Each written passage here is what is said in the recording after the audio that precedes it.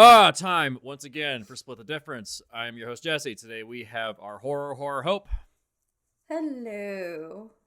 And the man with the plan, Pitchmaster General Seth.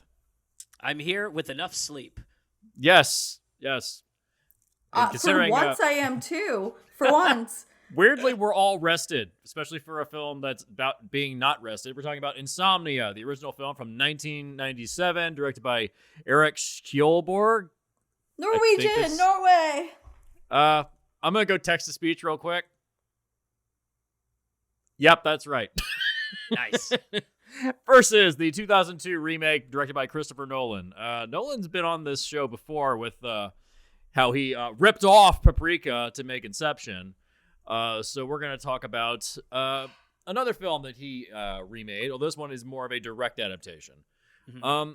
So it's a very simple, like, crime neo-noir premise. You know, it's a murder happens, very similar to a Twin Peaks kind of thing.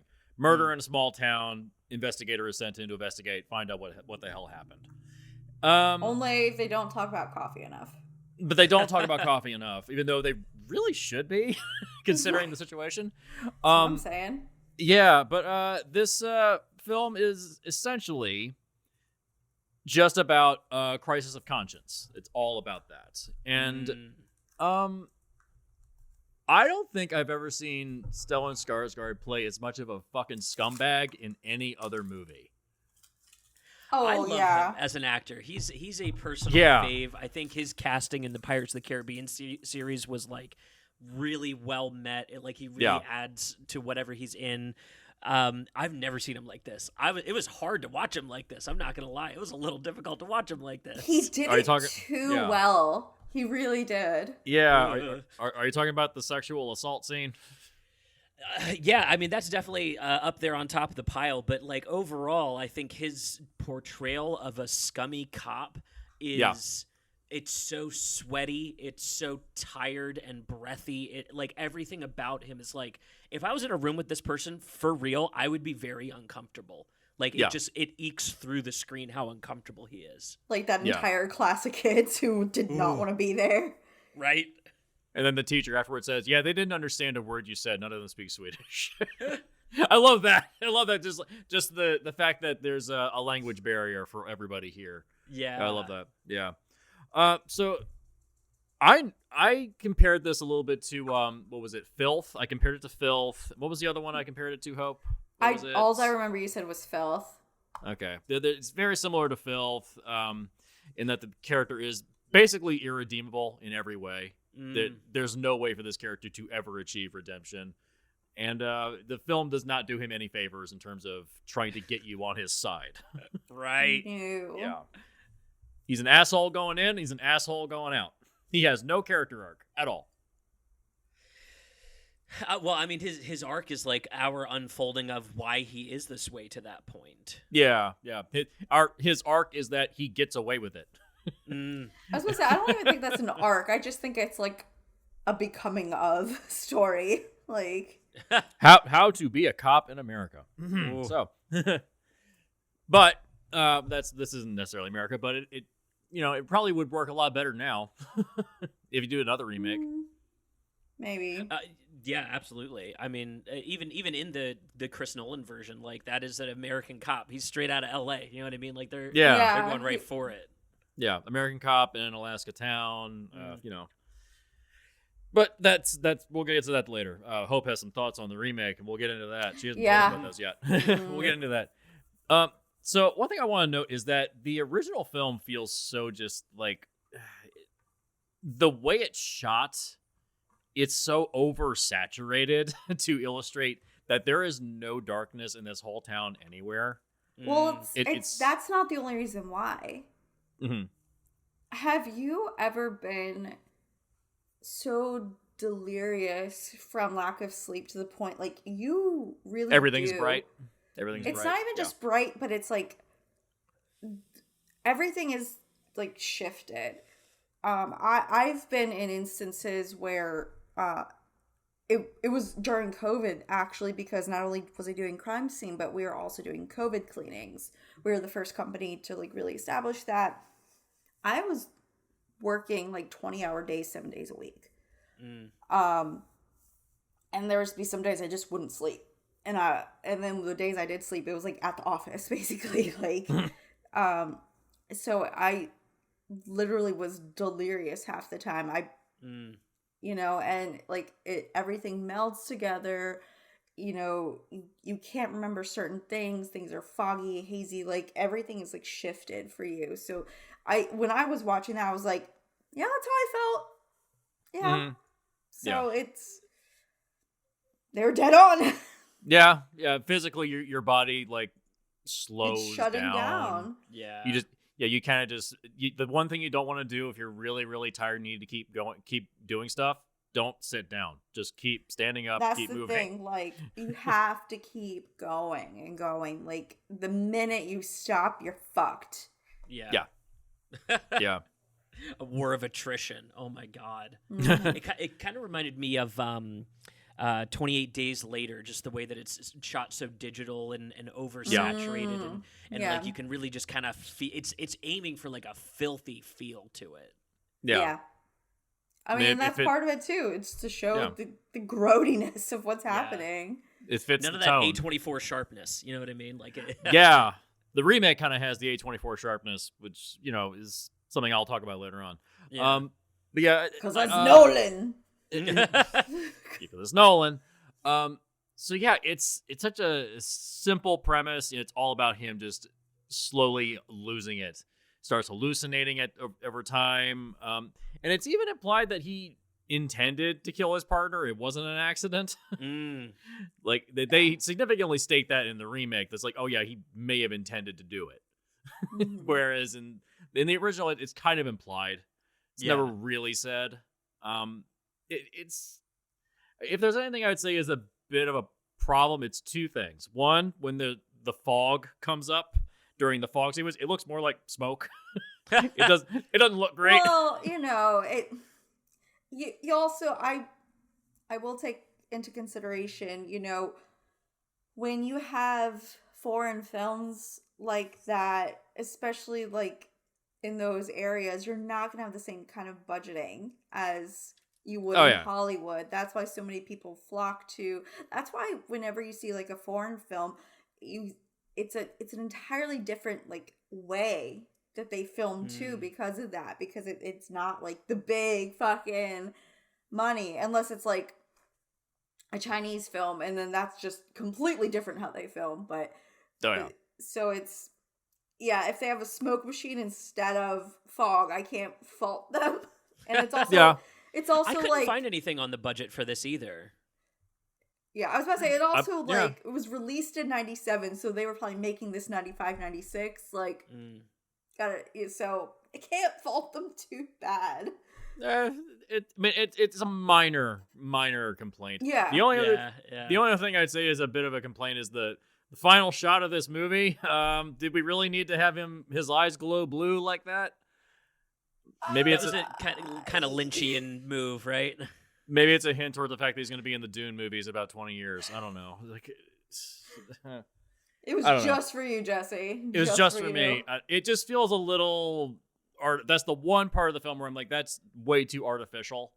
That's the one thing. It could have just cut to black, and I'd be like, yeah, it's fine.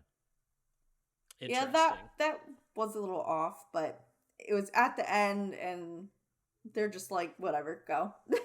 An artistic flourish to end. Yeah.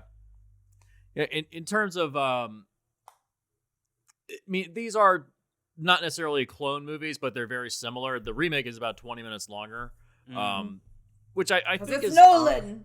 Well, I think it's earned. There's a lot more character stuff, whereas the original is much more kind of cut and dry. It's like tight 90 minutes. You're in, you're out. We know you love tight 90s. I prefer a tight 90. That's one of the reasons I say the original is a little bit better, because it's quicker. It's faster. It gets to the point. There's no bullshit. I even just prefer the fact that it feels more just that sunlight seems so oppressive, and his paranoia is getting the better of him. That one moment when he's on the foot stoop outside the I think it's outside of the hotel, and he just sits there and just kind of like slumps, and he just imagines everybody's just looking at him. It's like none of that was really in the remake, like where he's getting paranoid, people around him. Like a lot of the paranoia wasn't in there, and a lot of what actually happens to him wasn't in the remake. Like, that's what a lot of my issues came from. There was no actual signs of insomnia. There was no actual signs of...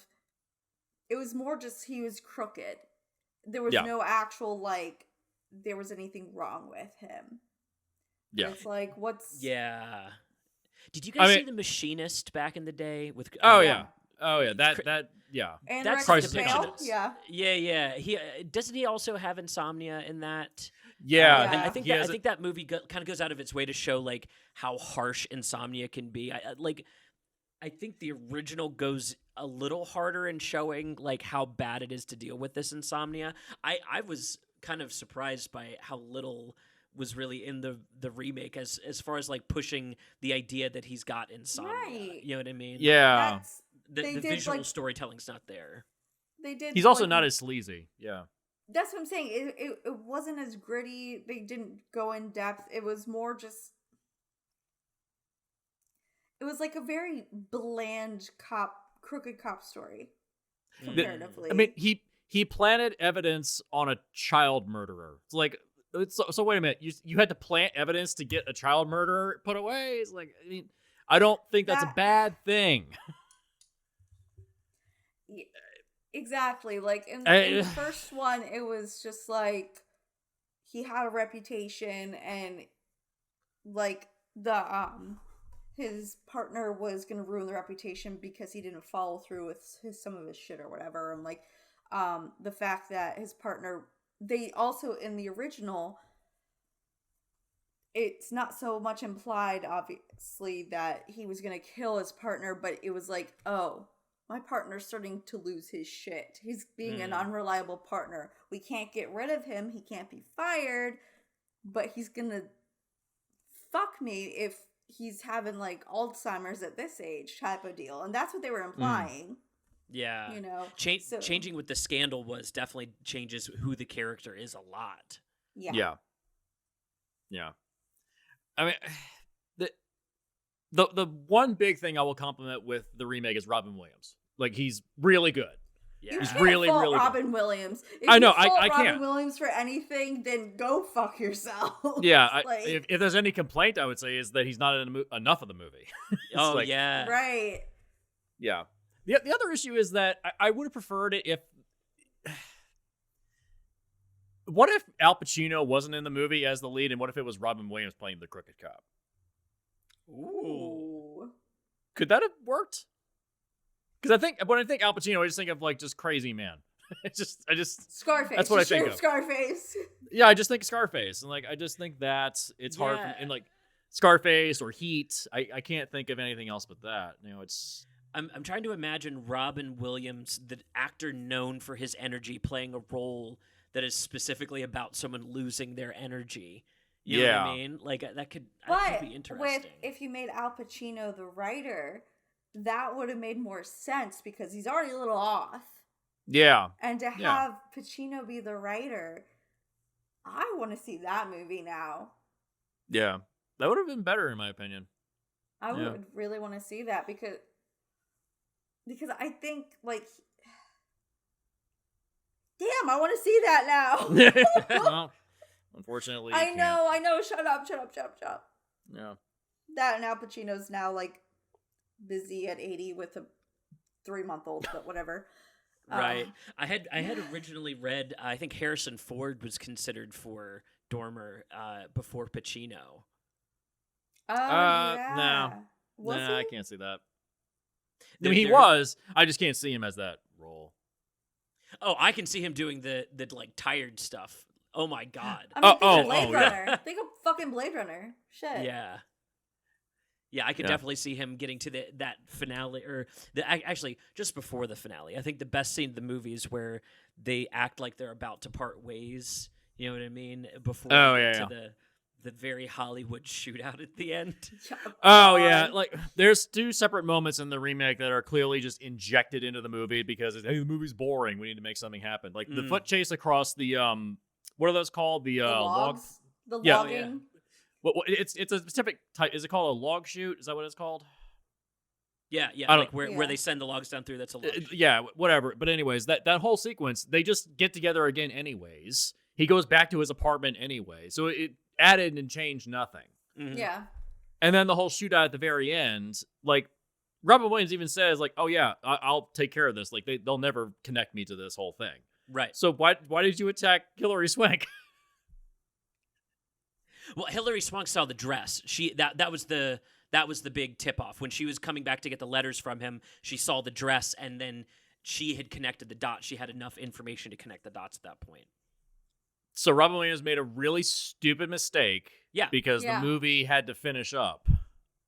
Yeah, basically, even though he like completely covered everything and just took care of it all. Open that one drawer. Yep. Because just say your line, Jesse. Because the movie needed to happen. I also disrespect immensely the hero and the villain shoot each other to death to end the movie ending. I've seen that shit so many times that every time it happens, especially from an established filmmaker, I go, "You're lazy. That is a lazy fucking ending." It also is. Wow, how convenient! Especially for two phenomenal actors like that. Right. Yeah. You don't need that. That like they could have done literally anything. They could have had a literal like chess match or some shit, and they would have been like, ha. Like, yeah, it's an excuse to give Pacino some level of redemption, even though he doesn't deserve it. Does he not deserve it? Okay, here's my fundamental issue. Skarsgård didn't deserve it. Right. Well, his version of it, but the Pacino one, like, it all comes down to the ends justified the means for him, because what he was saying was, I did something bad. It's like it's the ethics question. Do you run over one person to save 7 others? You know, it was kind of like that thing. I saw that episode of The Good Place. I know you did. All we need is the train and blood just to go and get it. But excellent, just perfect portrayal of the trolley. Yes, dude, I laughed hard. So good. But that's basically what he was doing, though. Like, you know, I did this one bad thing because I can't let all these like 20 other criminals be set free, because that was gonna happen. They were like, everything was gonna like backtrack, and like 50 people that he put away were gonna be let loose again. So it's like it would bring into question all of his prior cases, because you would wonder, oh well, is anything else planted? It's like, well, we can't. It's all reasonable doubt. Like we can't put them away. So it's like, I get that. Like, it's fucked up, don't get me wrong, but like that's where I believe he had some sort of redemption because of that, because he was doing it for like the greater good, you know.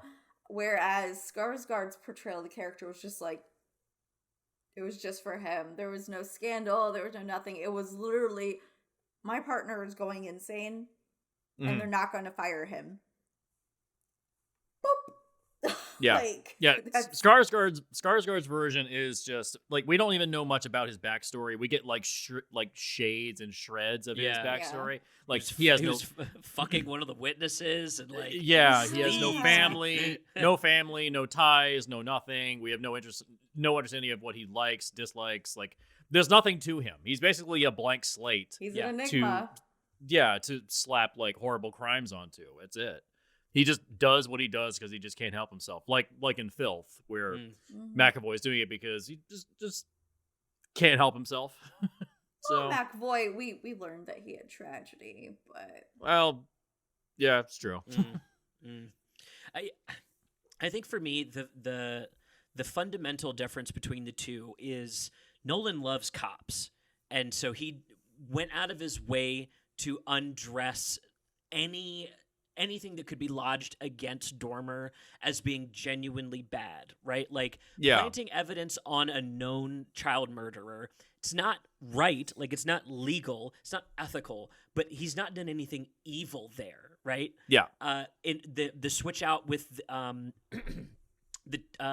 teenage girl that he takes out to the dump, they make it in the original like expression of his sleaziness is he's like he's like fucking her in his head, like right, like running his hand on her leg and shit like that, and then Nolan goes out of his way to remove that to make it just a bait and switch to get information because this guy's a really, really good detective. Like, he goes out of his way to take away any little thing that we could really hold against him other than, well, he doesn't quite play by the rules, but he does it to get these child murderers. So he's a vigilante. He's Batman. Yeah, he's like Mel Gibson's character from Lethal Weapon. It's like exactly. He's an asshole, but he's very good at what he does. You keep saying child murderer, and all I think about is the episode of Archer where Ray is undercover, and it's like Ray, child murderer, and it's hyphenated. Does that mean he's a murderer who also fucks children, or a child who fucks go to sleep? All I can think of right now. Yeah, I think the Nolan version is so sanitized as to his actions that it's Hollywood. It's a Hollywood movie. Yeah, he's a cowboy dying in a shootout at the end, essentially. And he's rallied the next generation to not make his same mistakes, and like he dies a hero ostensibly at the end of the film. And the fact that he dies too is to like let him sleep forever. Right? Like, to relieve him of his insomnia. Say what you will about the weird eyes at the end of the original, but that is a hint to the audience that this man has not overcome his insomnia. He's never going to sleep again. Like, he will literally die from this because he has fucked himself to this point. And I think a movie that's willing to say that about our policing system versus, oh, well, it's all actually maybe okay if cops plant evidence sometimes because look, they're doing it for the greater good, and it's like, really? It has no crisis of conscience. It has no like direct effect. It's I think the original had so much more to say in that aspect. And then my other issue, this is a little more minor. I think both of these movies are using insomnia to sub out alcohol.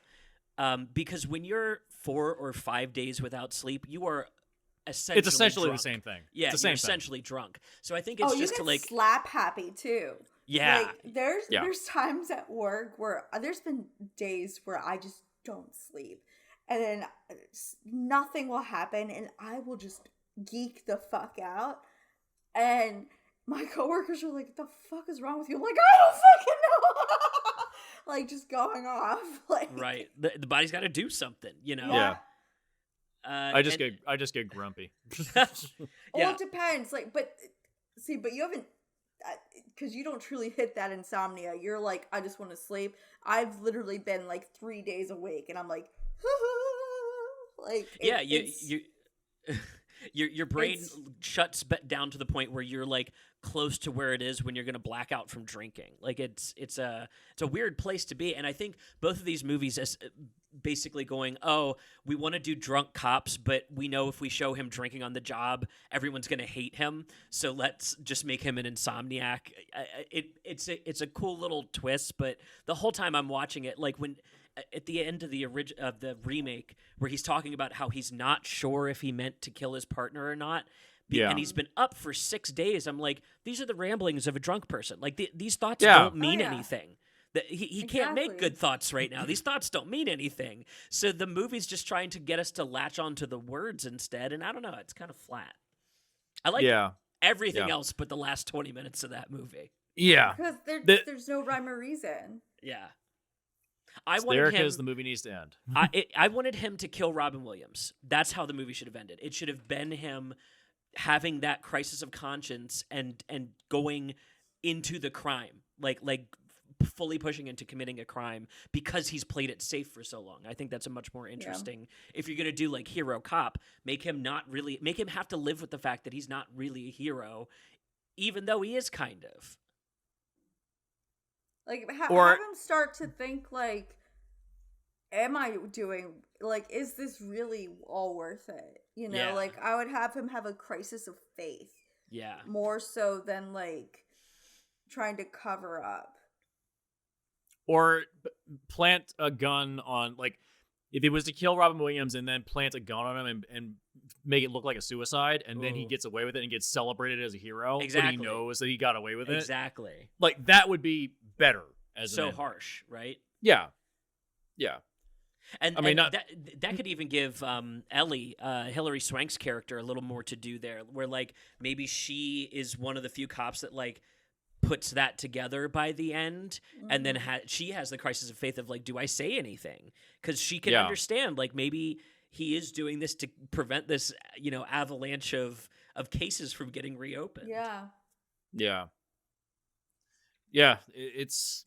Although I did like her character in the original better, because she was like so much more assertive. Like, no, motherfucker, you fucked up. Like, she was more to the point, more like assertive, and whereas Hilary Swank's character's like, I don't care if you're a small town cop or not. If you're that fucking timid, don't do it. she's too passive. Like that seems to be the thing that Hilary Swank tends to play, like passive characters usually. Have you not seen $1 Million Baby? Well, that's the exception to the rule.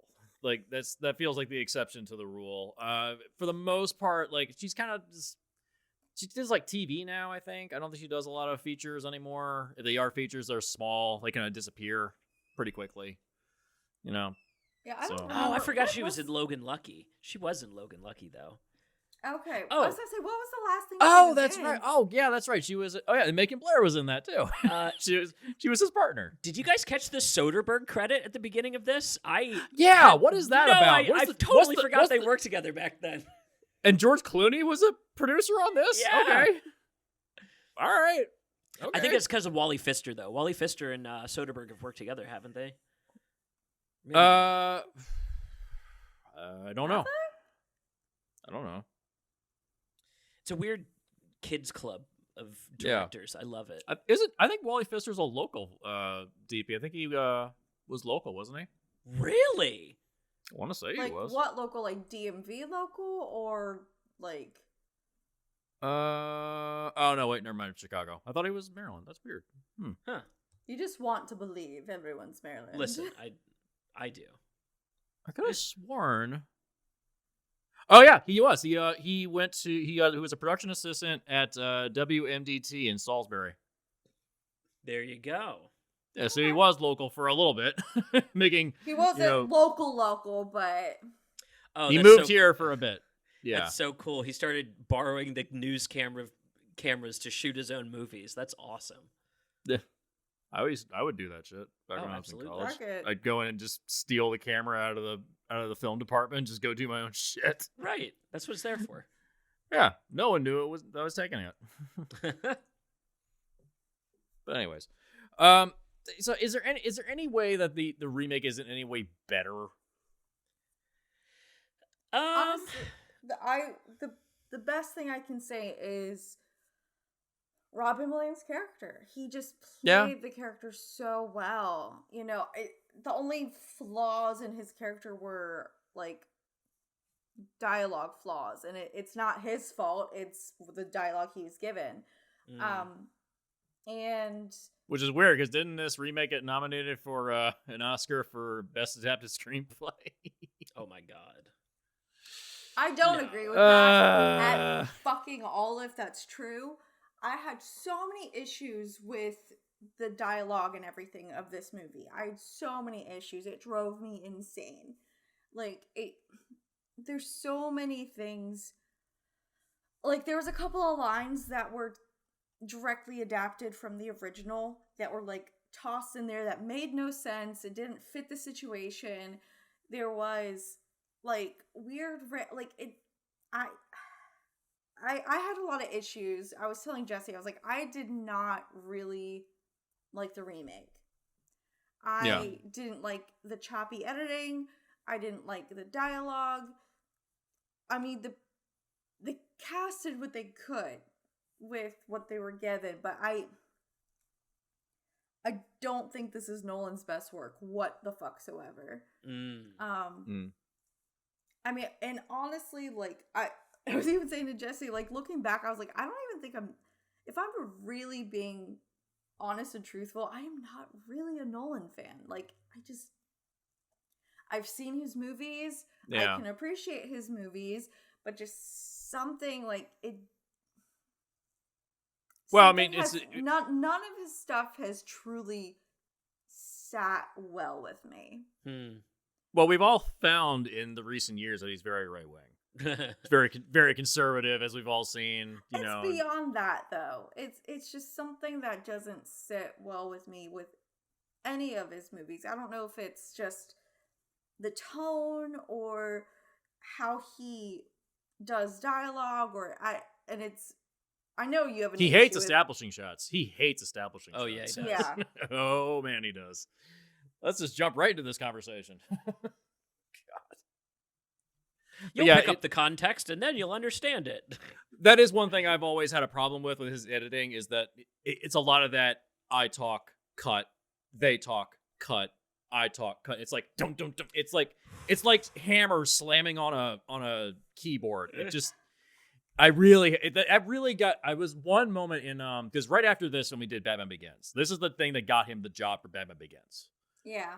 Because it's, Batman Begins is basically like a cop drama with Batman kind of shoved into it. This is a cop drama. It's like, it got him the job. It's true.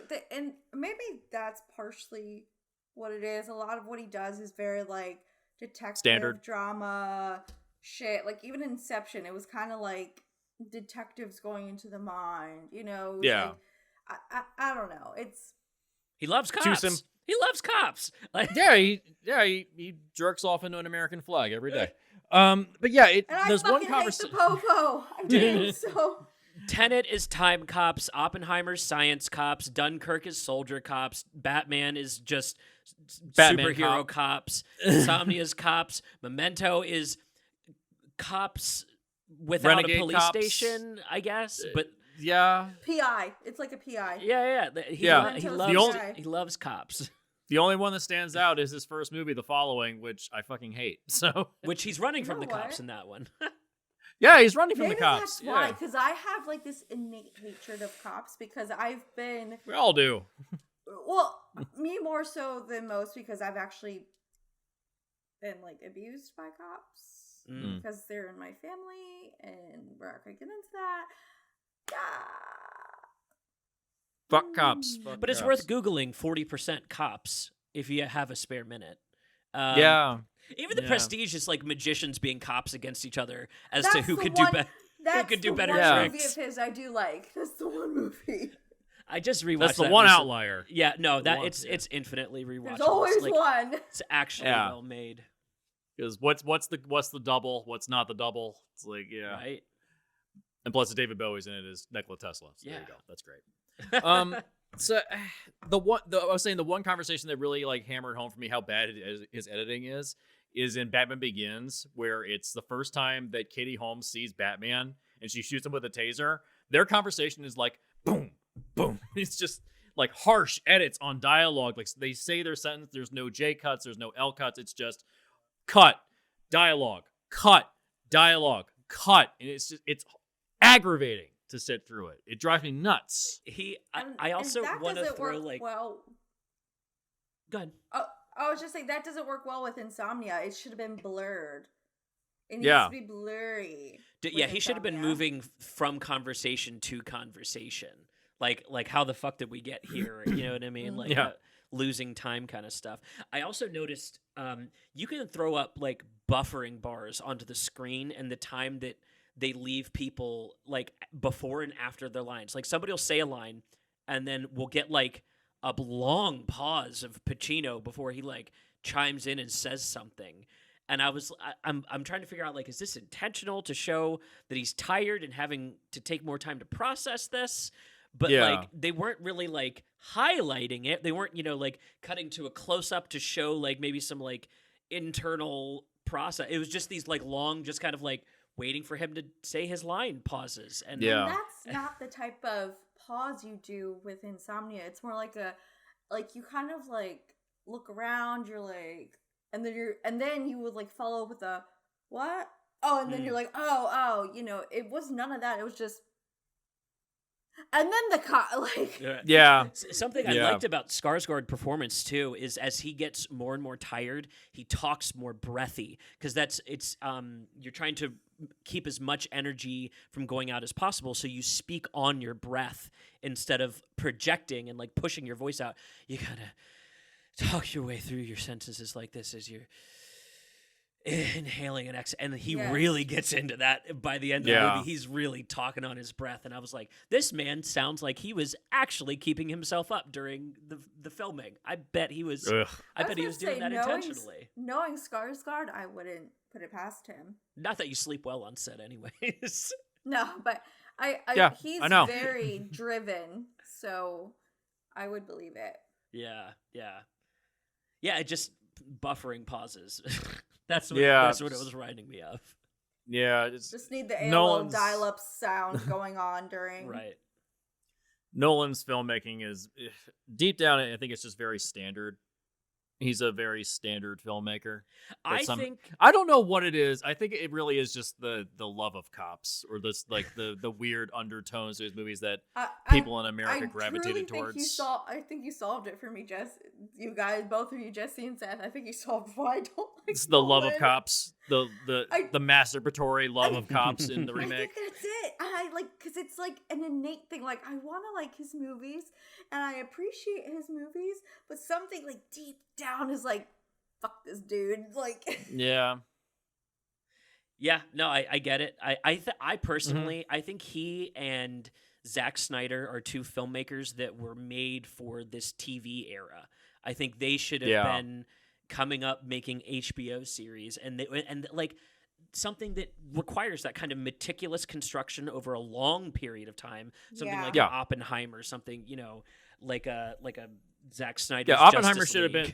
Yeah, Oppenheimer should have been like a 6-episode series. Yeah, exactly. It should not have been a film. Like they tried to cram all of that guy's life into 3 hours, and it doesn't work. And that Chernobyl series might as well have been what Chris Nolan's TV career would have looked like. That's it. Like very much aped his style as much as they could. Loved Chernobyl.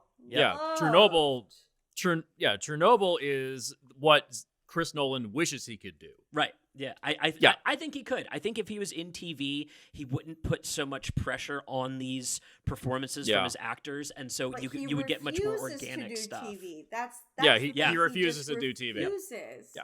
Even he thinks he's better than even his brother was like, dude, I'm doing Westworld without you if you don't want to do it because I want to move to TV. That's what I'm good at.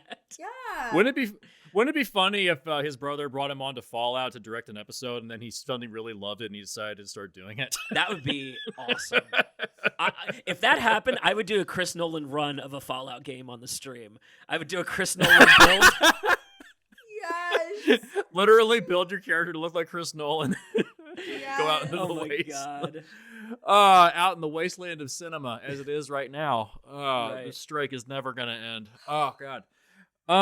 Yeah, I think that Nolan has proved at this point that he really just loves right-wing shit. I mean, I guess we could do a little bit of a review of Oppenheimer as well because we're done talking about the movies. There's not a lot to talk about. Oh, sure. Yeah, while we're here. We were going to do an episode on Barbie and Oppenheimer because they came out the exact same day. We didn't get to do it. Everybody was busy.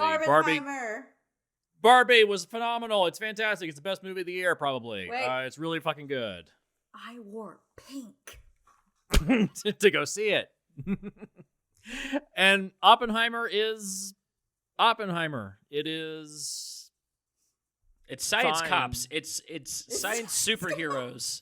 Listen, I'm not fucking joking. Albert Einstein just appears out of the darkness in one scene. And I know they live on the same campus, but it's the presentation, people. You don't present Einstein like Batman in your fucking atom bomb movie. I didn't even know that Jack Quaid was playing. The hell was he? Oh God. The yeah. Like I don't even know most of the characters. I didn't even know their names. Like I didn't. Well, he did that because he hates working with extras. He's like, I want real actors to play the extra characters because extras don't work hard. That's his like. That's his take. That's the Chris Nolan take. Okay. So I'd much Yeah, rather Jack- bring in. Jack Quaid played Richard Feynman. I didn't even know that until the very end of the movie. Yeah. In the credits. I was about to say they had so many like established people for minor roles. Minor. Yeah. Yeah, like Olivia Thirlby shows up for like 2 scenes. Like came a long way from Dread 2012. Right. Jeez, like it's Josh Peck presses the button, you know? Yeah, I did not care for Oppenheimer very much. I found it to be kind of like I like the first 20 minutes, and the editing was driving me crazy. It was like being strapped to the front of a car going 1,000 miles an hour, and you're never able to take in the sights. I will say I did see it in the 70 millimeter. You saw it in the IMAX? I did too. I did not, because I'm not giving the money. I was in the very back row, and I heard the dude like work the projector and everything, and I shit you not, I was watching him work that more than the movie. Like the real heroes of cinema. Yeah. I like kept looking up, and he would like see me out of the corner of my eye and be like. I was like cheering him on, working the fucking projector. That's amazing. And he was like, "Watch the movie." And I'm like, "I'm watching you." Yeah, but you can tell that Nolan's right-wing stuff is kind of very much on display again in that movie, because the one part in that movie that indulges in conspiracy theory is Oppenheimer's girlfriend, played by Florence Pugh, who is in like 2 scenes. She's barely in the movie. Just for like like how Emily Blunt's the wife. And she's in like 2. I didn't even know that until like midway through the movie. It's like, oh, that's his wife? Oh, no shit. Yeah. Oh, okay. So yeah, there's one sequence where that character, I can't remember her name. Was it June? Was that what her name was? Oh, I don't have the page open. Anybody want to look? Yeah, I can jump over there. Woman number 1 and woman number 2, for all intents and purposes. Jean Tatlock. She apparently committed suicide, and it was like by conspiracy theory. They said, oh, the government did it so that Oppenheimer would go back to work. That's never been proven, but that's the one part of the movie that indulges in conspiracy theory, where you see a guy's hand pushing her into a tub to drown her. Why is that the only thing in the movie that is delving into conspiracy theory, but everything else is based in fact? And the only reason is like, oh, she's a communist. I thought Chris Nolan hates communists. That's it. I thought that's it. The whole way that the movie handled the communism at the time was a little immature. I don't know if he knows how to talk about that kind of stuff. He wants to be political, but can't quite get there because he's not very refined in terms of his politics. Well, and his writing style is, I'm going to set up a straw man, and then I'm going to have my main character take it down with his incredible intellect, and that's going to be the movie's position. So like every time communism came up in Oppenheimer would have to turn around and go, but I'm a man of science and I know better than to get into my feelings like this. And it's like, wow, just what an intellectual way to handle that argument. Yeah. It was always the same excuse. Well, I was using the communists to help the poor, not I was a communist. And it's like, okay. Right.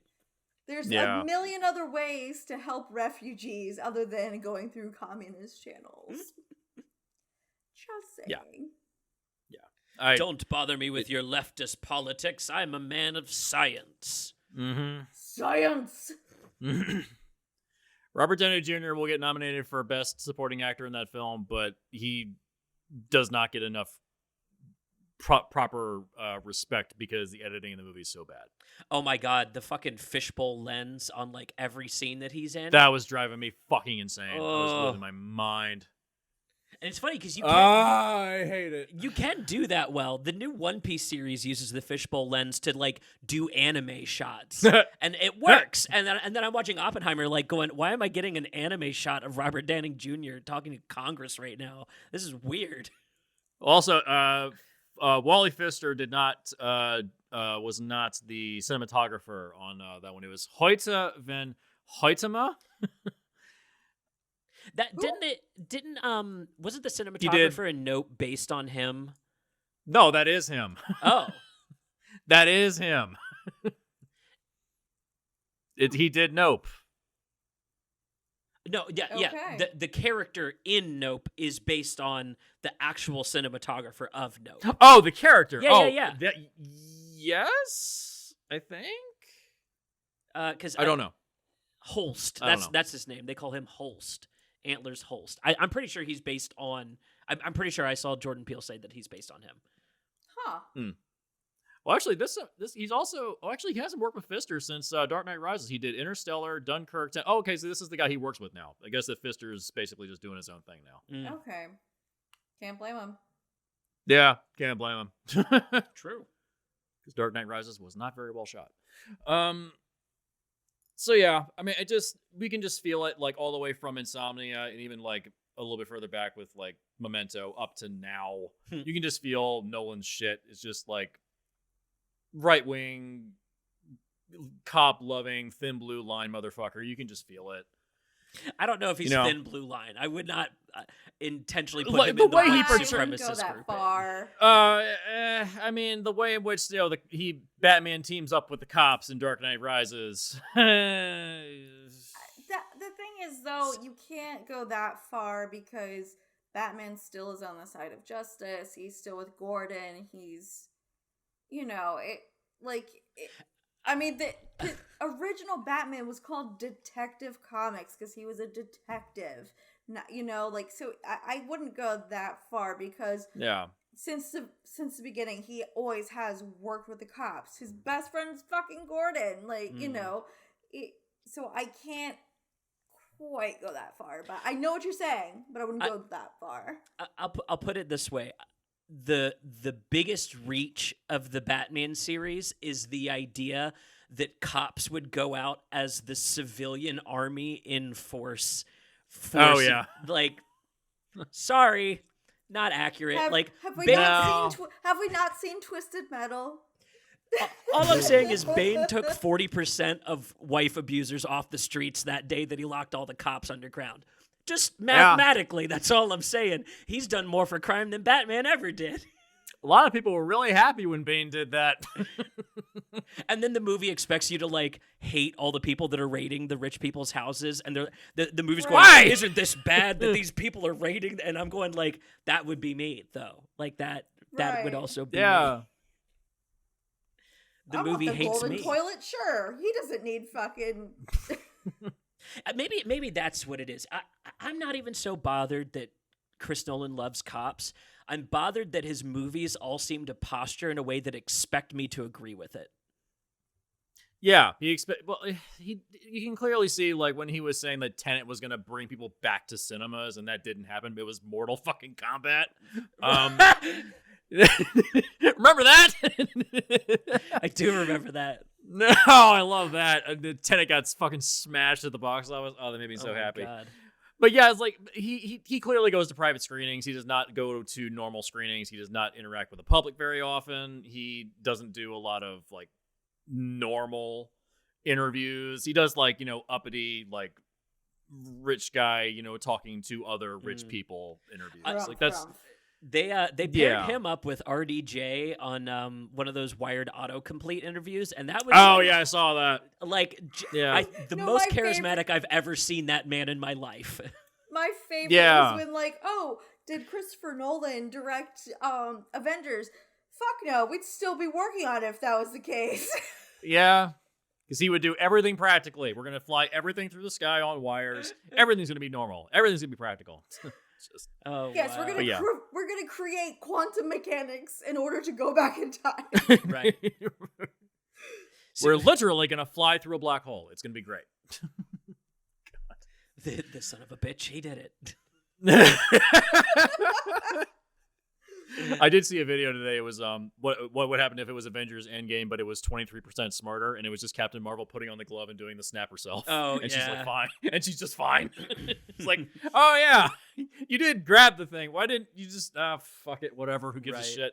Because Captain Marvel has found about 50,000 planets, but yet Skrulls can't live on any of them.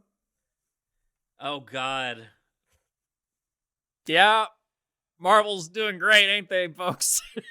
Pay your writers, motherfuckers. Fucking pay your writers. Jesus Christ. That's my move back to Insomnia. Nolan needed better dialogue. Get better writers. Pay your fucking writers. He had Robin Williams right there. The man wrote 40% of his own dialogue his whole career. Robin Williams is a fucking genius. Like, he truly is a goddamn genius, and you didn't tap that? The fuck? Yeah, why did they not just let Robin Williams help write some of this stuff? I don't know. Seriously, that man was a godsend. They fucking tossed it. You don't hear him until halfway through the movie, and you don't see him until the 2/3 of the way in. Yeah.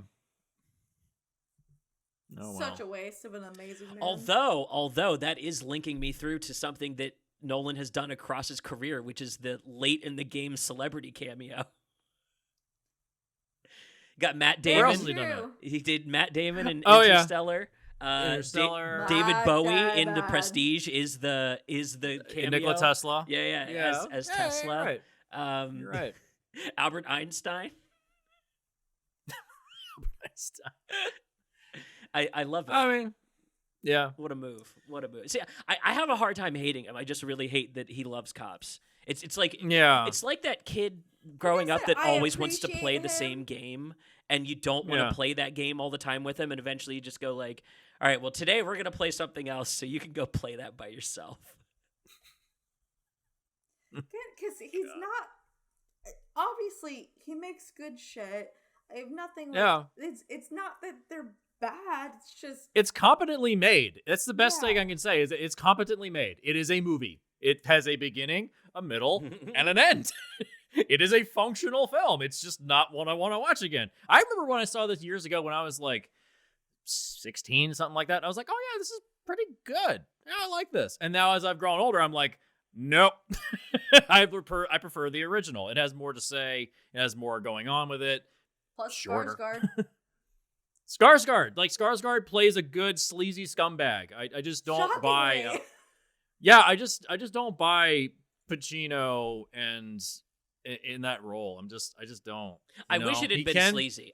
If they would have done a 1-to-1 where Pacino actually played a sleazy sex addict cop, that would have been a tasty movie. He can do that. He can do that, and I think that would have elevated the movie so much. Yeah. We just did on Film Rest. We just did Source Code. Person to pick to play this: Jake Gyllenhaal to play Pacino's role. There you go. Oh, that's basically. Decent. It's decent. It's decent. I read your Letterboxd review. It's decent. That's that's a good role for him because he basically did that in Prisoners, right? He was essentially doing this. Yeah, he's a sleazy cop. Yeah. There you go. We Film Rescued the remake. Just put Jake Gyllenhaal in there. So yeah, I think we've kind of come to the end. The original is really well done. If you want to see just a story about a sleazy fucking scumbag, that's the one to watch. It's really well made. Skarsgård is great as an asshole. I didn't know he could go that far. Right. I knew his sons could. I didn't know that he could. Yeah. They got it from somewhere. They got it from somewhere. Yeah. Also, looking at it's good for your brain to watch movies with subtitles too. You know? Yeah. Watch more movies with subtitles. It definitely helps. Yeah. Don't do what I did and watch a crap movie last night. I watched No Hard Feelings. Don't watch it. It's garbage. It's bullshit. It's awful. So there you go. There's your review of that. It's quickly made it to the top of my That's the top of my worst of the year list. Thank you. So we have Margot Robbie in the best of your year, and then we have J-Law in the worst of your year. The only funny part of that movie is when she got cunt punched. It was great. Literally got cunt punched.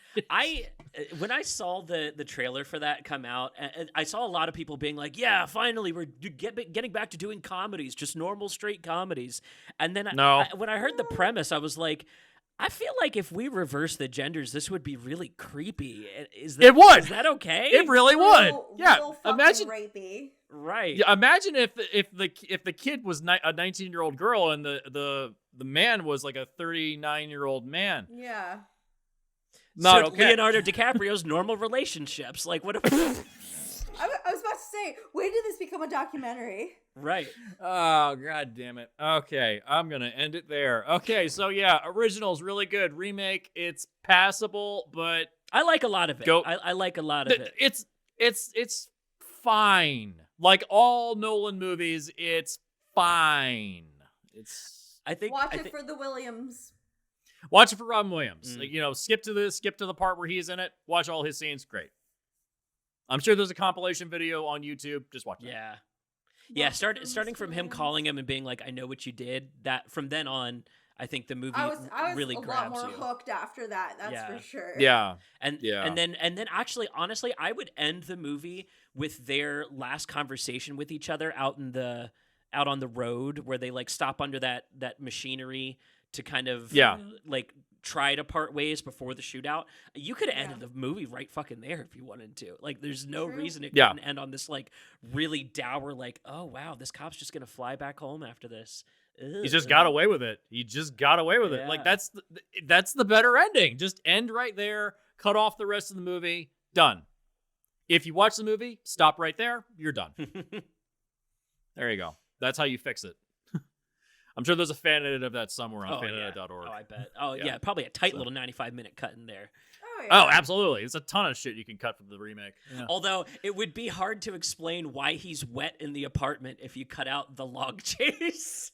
Yeah, that would be hard to explain, even though the film that seems completely extraneous, but you gotta have something. Right. Just say it was raining. Done. Oh, yeah, that's right. It was raining. Yeah. So... Done. He got out of the water and it was already raining. That's fine. Done. Fixed it. You can cut it.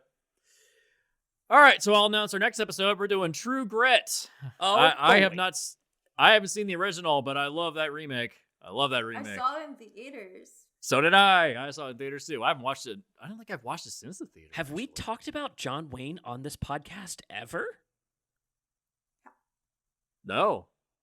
Wow. I think I made passing references when we've done other westerns, but I think I've never discussed any John Wayne films. All of our westerns have been more Eastwood, so... Wow. Yeah, this is the first John Wayne western. Yeah. Welcome to our first John Wayne episode. That's going to be so fun. Dude, I've got so much to talk about. Yeah. Shit. Okay. I just watched a documentary today on Netflix called Django and Django with Tarantino produced. Huh. It's about the second best spaghetti western filmmaker, Sergio Corbucci.